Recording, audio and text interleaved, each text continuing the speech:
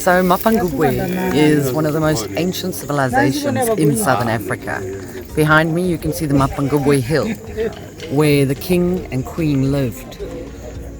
Almost 1,000 years ago. The history, the cultural heritage is very significant because it shows where nature and culture merge.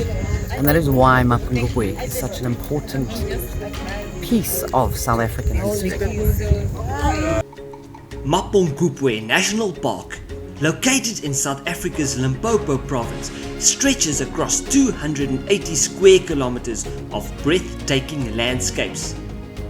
Nestled along the southern banks of the Limpopo River, this park is home to ancient baobab trees and thriving population of elephants. This stunning park contains a UNESCO World Heritage Site and forms part of the greater Mapungubwe Transfrontier Conservation Area. Mapungubwe is about a 6-hour drive from the major cities of Gauteng Province, South Africa, making it better suited for a long holiday rather than a quick weekend getaway. The good news, Kruger National Park's northernmost gate, Pafuri, is just a 2-hour drive away, so it is easy to explore both parks on the same safari adventure. In this video, I will share 3 great reasons to visit Mapungubwe National Park and why it is a place you simply have to experience for yourself. The first reason to visit Mapungubwe National Park is the history and the heritage of this wonderful place. The national park had its earliest roots in 1918, with the government setting aside a block of 9 farms in this area as a preserve for wildlife and natural vegetation. This area became known as the Dongola Botanical Reserve and later as the Dongola Wildlife Sanctuary. Through the years, the reserve suffered setbacks like being abolished in 1949 to being somewhat resurrected in 1967 until it was proclaimed as the Vembe Dongola National Park in 1998 and ultimately renamed as Mapungubwe National Park in 2004. Thankfully, this area has enjoyed this level of protection for the last 20 years, and we hope that it will be preserved in this manner for future generations. The history of the park is not the main draw card. Instead, it is the rich history and heritage of the Kingdom of Mapungubwe that earned it recognition as a World Heritage Site. The ancient African kingdom, Southern Africa's first, was established at Mapungubwe Hill between 1200 and 1290 AD. Home to a powerful tribe that flourished on trading with Eastern cultures such as China and India, Mapungubwe saw the rise and fall of this great civilization more than 700 years ago.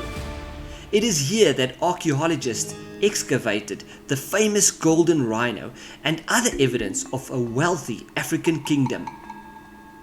Many of these gold artifacts, including the golden rhino, are stored at the University of Pretoria and can from time to time be viewed at the Javid Art Centre located at this university.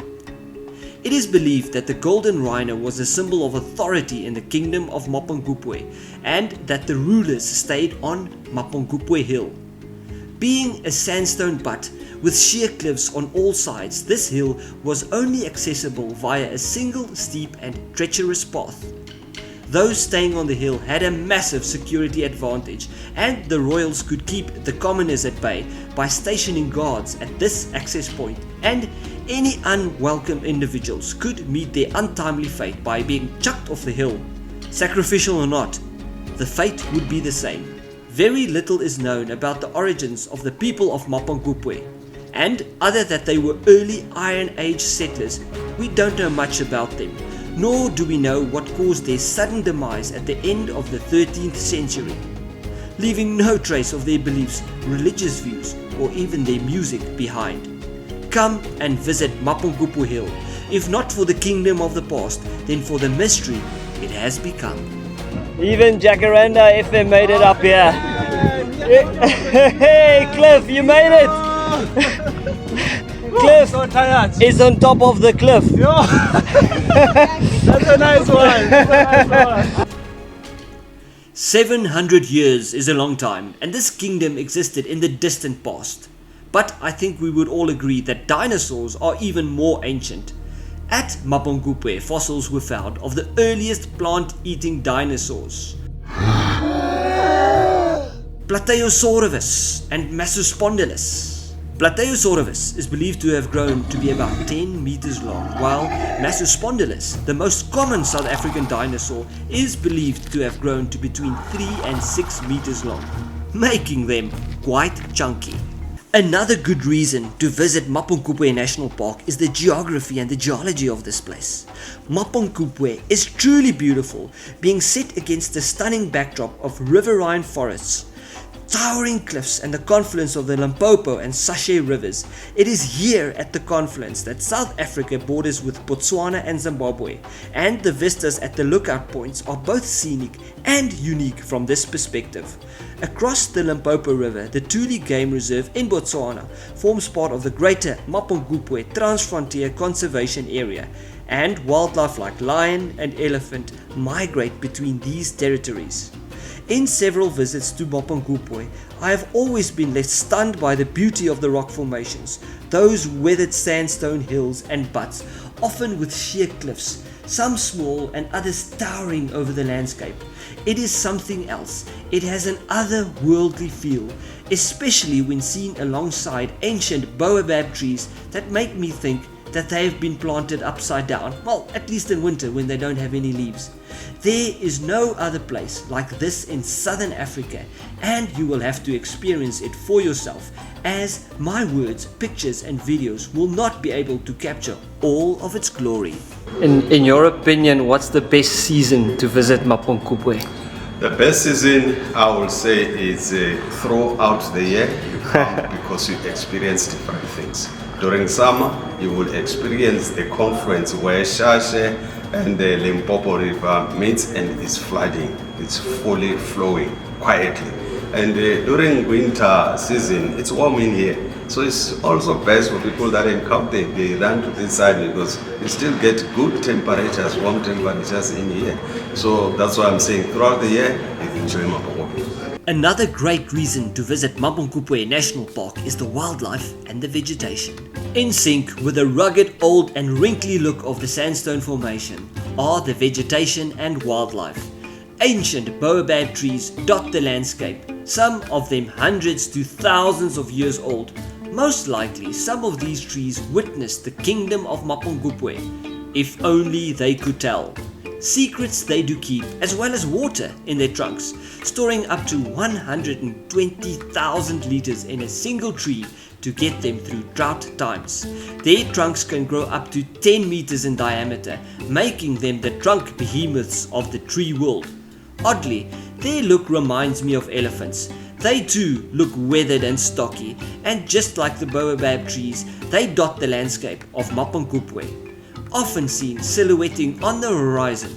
But sometimes up close, these lumbering giants have a habit of trotting on the fences of the park and grazing outside of the park on the tarmac road shoulders. Do not be surprised if you see more elephants outside the park than inside, and be cautious of them when driving after sunset, as they are difficult to spot due to their drab coloration.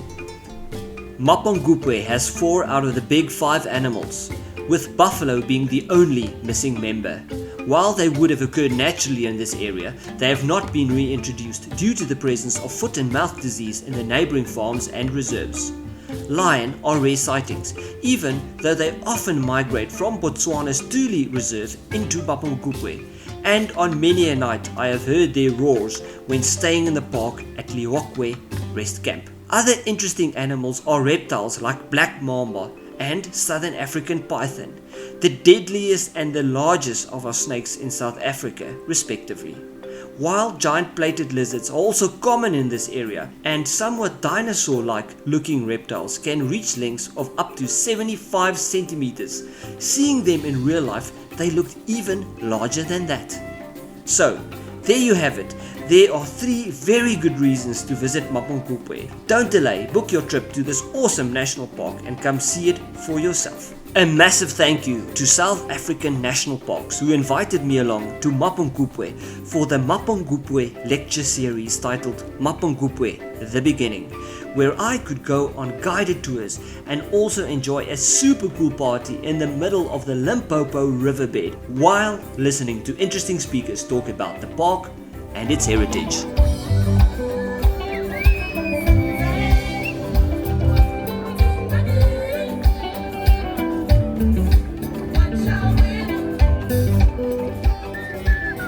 Yay, Cliff! In front of me, you will find examples of journos. This is how journos look. This is the lesser spotted kind. But anyway, we're going to enjoy ourselves tonight. Go and see the Kingdom of Mapungubwe, the national park that is Mapungubwe, and the natural splendor of this place for yourself. You will not be disappointed.